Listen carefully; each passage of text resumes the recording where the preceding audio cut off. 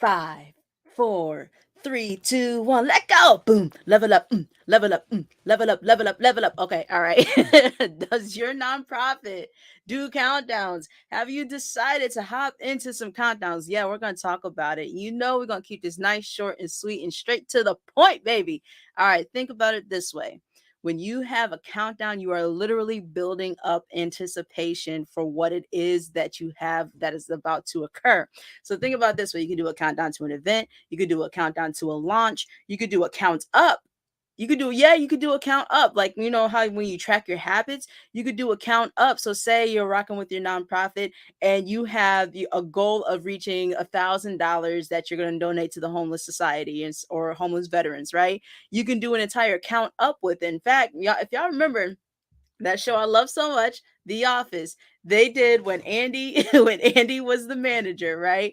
What he did was he was like, okay, I gotta try to find some incentive because the what was his name? Dag Nabbit. His name wasn't Charles. The other dude, he was kind of weird, but he was, he owned the entire office. He owned, what I'm saying, Scranton Paper Company, Dunder Mifflin. And what happened was he was like, I need you to bump up those numbers. And he told Andy, you need to motivate your team. You need to motivate the entire branch. And so what Andy did, he got all these incentives. It was random stuff.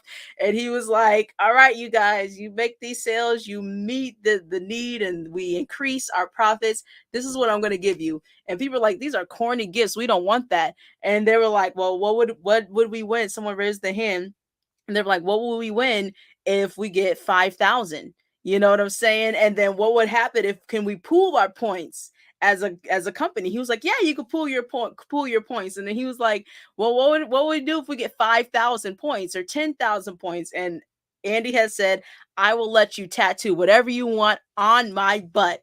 Man, when he already created a point system, right?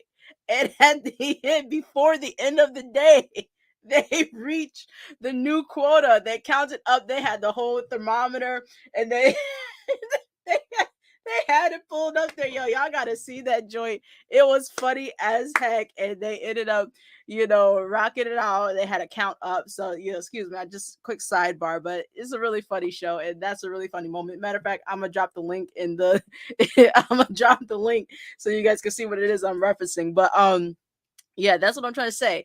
You can do a countdown, you can do a count up, you can do a count to the left, to the right.